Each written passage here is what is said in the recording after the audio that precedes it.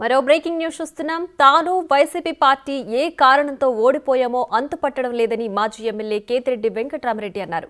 Non local వ్యక్తి గెలుపొందడం ఆశ్చర్యానికి గురి చేసిందన్నారు.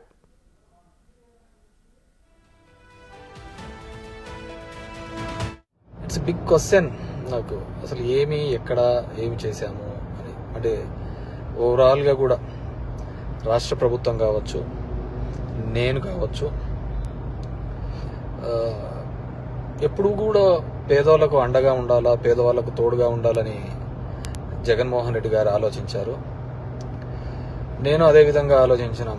ఈ 5 years అయితే అసలుకు నేను ఎక్కడన్నా విజయవాడ అలాంటి ప్రాంతాలకు పోయి రాత్రి 2 గంటలకు వచ్చినా కానీ మళ్ళీ పొద్దున్నే 7 గంటలకల్లా లేచి ఇంటింటికి వెళ్ళి తిరగడం జరిగింది. వెల్ఫేర్తో పాటు డెవలప్మెంట్ చేయడం జరిగింది. అన్నీ చేసిన. కేవలం 2 నెలల్లో వచ్చి అసలు అతను ఎవరో తెలియదు, పాడు తెలియదు. ఎక్కడైనా పోయి మామూలుగా జనరల్గా పోయి కూర్చొని నిలబడినా కానీ ఎవరు జనాలు కనుక్కోలేరు. దీంట్లో మరి ఐ ఫీల్ రియల్లీ సాడ్, బాధ అనిపించేస్తుంది నిజంగా. ఎందుకంటే అరే ఏంది మనం ఇంత కష్టపడి, మగ్గమ్మ వాళ్ళు సూసైడ్ చేసుకుంటే ఎంటబడి భిక్షాటం చేసి డబ్బులు ఇచ్చినాము, నీళ్లు లేక అల్లాడిపోతుంటే తాగునీళ్ళు ఇచ్చినాము, రోడ్లు లేదంటే రోడ్లు ఇచ్చినాము. It's big question.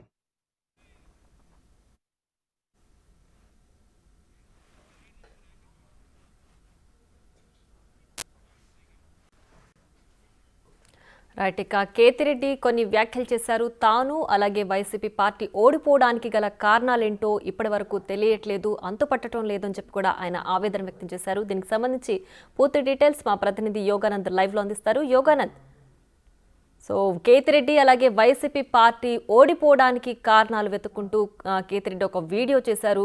కానీ ఆ కారణాలేంటో ఇంతవరకు అంతుపట్టడం లేదు. నిరుపేదలు సంతోషంగా ఉండాలనే మేము ఇంతవరకు పనిచేశాం, కానీ ఎందుకు ఓడిపోయామో తెలియట్లేదు అంటూ కూడా కేతిరెడ్డి కొన్ని వ్యాఖ్యలు చేశారు. దీనికి సంబంధించి డీటెయిల్స్ ఏంటి? ప్రియా, ధర్మవరం తాజా మాజీ ఎమ్మెల్యే కేతిరెడ్డి తన ఓటమిపై మొదటిసారిగా స్పందించారు. ముఖ్యంగా తన ఫేస్బుక్ లైవ్ ఏదైతే ఉందో ఆ ఫేస్బుక్ లైవ్ లో కూడా స్పందించి తన ఓటమి గల కారణాలు నాకు ఇప్పటికీ అంతుపట్టడం లేదు, ఎవరో ముక్కు మొహం తెలియని వ్యక్తిని గెలిపించారు అంటూ కూడా తన ఒక రకంగా తన ఆవేదన కూడా వెలిపించాడు అని తెలుస్తుంది ఖచ్చితంగాను. అయితే ముఖ్యంగా తన ఓటమి కారణాలు చూస్తే ఇంతవరకు కూడా ధర్మవరంలో వరదాపురం సూరి వర్సెస్ కేతిరెడ్డిగా ఉండేది ఫైట్. తాజాగా ఆ ప్లేస్ లోకి సత్యకుమార్ వచ్చి చేరారు. సత్యకుమార్ ఒక ప్రొద్దుటూరు వాసి. ఆయన వచ్చి ముక్కు మొహం తెలియకుండా కేవలం 2 నెలలు ఏప్రిల్ 4th ఆయన ధర్మవరంలో ఎంటర్ అయ్యాడు.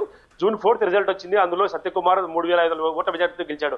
దాదాపుగా ధర్మవరం అనేది వైసీపీకి పూర్తిగా పట్టున్న ప్రాంతం. ఈ గత 10 ఏళ్ళుగా చూసుకుంటే కేతిరెడ్డి 2 సార్లు గెలిచి అంతకుముందు టీడీపీకి బాగా పట్టున్న ప్రాంతము. కేతిరెడ్డి వచ్చిన తర్వాత పూర్తిగా గుడ్ మార్నింగ్ ధర్మవరంతో దాన్ని ఒక రాష్ట్ర సంచలనంగా తీసుకెళ్లి ఫేస్బుక్ లో కానీ సోషల్ మీడియాలో పూర్తి వైరల్ గా మారిన పరిస్థితి ఉంది. కాకపోతే ఈ ఎన్నికల్లో దాదాపుగా బీసీ అభ్యర్థిని నిలబెట్టడం ద్వారా ధర్మవరంలో దాదాపు 50 ఏళ్ల చరిత్రలో బీసీ అభ్యర్థిని నిలబెట్టడం ద్వారా మొదటిసారిగా తన ఓటమి వచ్చినట్టు కూడా బయట పెద్ద ఎత్తున ప్రచారం జరుగుతుంది. దానికి అనుగుణంగా కేతిరెడ్డి గుడ్ మార్నింగ్ ధర్మవరం అంటూ కూడా ఆయన అవినీతికి ప్రోత్సహించాడు, కబ్జాలకు పాల్పడ్డంటూ కూడా పెద్ద ఎత్తున విమర్శలు కూడా ఉన్నాయి. ఇటు బీజేపీ నేత వరదాపురం సూరి కానీ, టీడీపీ నేత యువనేత పరిటాల శ్రీరామ్ కానీ, ఇప్పుడు ప్రస్తుత బీజేపీ ఎమ్మెల్యేగా గెలిచిన సత్యకుమార్ కూడా అదే ఆరోపిస్తున్నారు. దాదాపుగా ధర్మవరంలో ఎక్కడైతే ఖాళీ స్థలాలు కనిపించాయో వాటి కూడా కబ్జాలు, తన అనుచరులు పెద్ద ఎత్తున కబ్జాలకు పాల్పడ్డారంటూ కూడా అనేక ఆరోపణలు. సాక్షాత్తుగా యువగలం పాదయాత్ర నారా లోకేష్ కూడా ఇదే ఆరోపించాడు. ముఖ్యంగా తన ఫామ్ హౌస్ ను చూపిస్తూ కొండ చుట్టూ ఫామ్ హౌస్ ను కూడా ఆక్రమించుకున్నాడంటూ పెద్ద ఎత్తున కూడా డ్రోన్ కెమెరాల వీడియోస్ కూడా బయటకు రావడం జరిగింది. అలాగే తన పెట్టలే కోట, ఒక గుర్రాల కోట కూడా నిర్మించుకున్నాడు. అక్కడికి వెళ్లేందుకు బోట్లో కూడా వెళ్తున్నాడంటూ కూడా పెద్ద ఎత్తున ఆరోపణలు వచ్చాయి. దీన్ని అనేకసార్లు ఆయన ఖండించి అలాంటివి ఏమీ లేవు, బోట్లు కాదు, కేవలం చిన్న పడవల్లో వెళ్తాం మేము అంటూ కూడా గుర్రాల మీద స్వారీ చేయడం కూడా పెద్ద ఎత్తున విమర్శలు వ్యక్తమయ్యాయి. కరోనా సమయంలో గుర్రాల మీద ఆయన ధర్మవరంలో తిరుగుతూ కూడా అంటే ఒక పెత్తందారి మనస్తత్వం ఉంది అంటూ కూడా ఇటు టీడీపీ కానీ బీజేపీ కానీ పెద్ద ఎత్తున ఆరోపించాయి. దానికి తోడు ఆయన వ్యవహార శైలి కూడా కొంచెం అధికారుల్ని బెదిరించడము, గుడ్ మార్నింగ్ ధర్మవరంలో అధికారుల్ని వీఆర్ఓలు కానీ గ్రామ సచివాలయం అధికారులు కూడా పూర్తి స్థాయిలో కూడా బెదిరించేట్టు మాట్లాడడం కూడా ఆయన ఓటమి గల కారణాలంటూ కూడా బయట ప్రచారం జరుగుతుంది. దాన్ని చూస్తే చూస్తే ఒక పోస్టల్ బ్యాలెట్ ఓట్లు చూస్తే మాత్రం ఖచ్చితంగా నిజం అనిపిస్తుంది. 1800 పోస్టల్ బ్యాలెట్ ఓట్లు సత్యకుమార్కి పడితే కేవలం 500 ఓట్లు మాత్రమే వైసీపీ ఎమ్మెల్యేకి తాజా మాజీ ఎమ్మెల్యేకి కేతిరెడ్డికి పడ్డాయని చూస్తే ఖచ్చితంగా ప్రభుత్వ ఉద్యోగులు ఆగ్రహం స్పష్టంగా కనిపిస్తుంది. ముఖ్యంగా తనకు పట్టున్న ప్రాంతంలో కూడా పూర్తిగా పట్టు నిలుపుకోలేకపోవడం కూడా మైనస్ గా మారని చెప్పొచ్చు. ముఖ్యంగా ధర్మవరం అర్బన్ ప్రాంతంలో ఎక్కువగా నివాసం ఉండేవాడు ఆయన, నివాసం ఉండే ప్లేస్ కూడా అదే. ఆ ప్రాంతంలో సమస్యలు ఏవైతే మురికి కాలువలు కానీ ఇతర డ్రైనేజ్ వ్యవస్థ కానీ వాటర్ తాగుని సమస్య కూడా పెద్ద ఎత్తున ఉండేది. ఆ సమస్యలు సరిగా డీల్ చేయకపోవడం వల్లే ముఖ్యంగా ఆయన ఓడిపోయినట్టు కూడా బయట ప్రచారం జరుగుతుంది.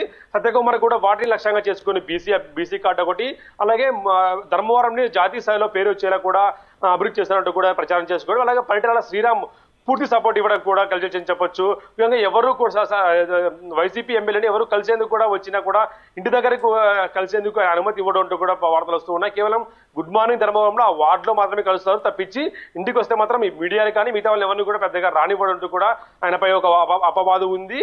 దాన్ని నిజం చేసే విధంగా కూడా ఈ రోజు ఫలితాలు దాదాపు 3700 మెజార్టీతో సత్యకుమార్ కేవలం 2 నెలల్లో వచ్చిన వ్యక్తి కూడా గెలవడం అంటే టీడీపీ వచ్చి ఉంటే ఆ స్థానం మరింతగా మెజార్టీ భారీగా పెరిగేటట్టు కూడా విశ్లేషకులు అభిప్రాయపడుతున్నారు. బీజేపీ గుర్తు తెలియకపోవడము, అలాగే చివరి నిమిషంలో గోరుగుంట సూర్యనారాయణ సరిగా సపోర్ట్ చేయకపోవడంతో కొంచెం మెజార్టీ తగ్గింది. కానీ లేదంటే ఇంకా ఈ కాలం ముందు చూంటే భారీ మెజార్టీ కూడా వచ్చిందంటూ కూడా వచ్చి ఉండేదంటూ కూడా పెద్ద ఎత్తున వార్తలు వస్తూ ఉన్నాయి. ప్రియా.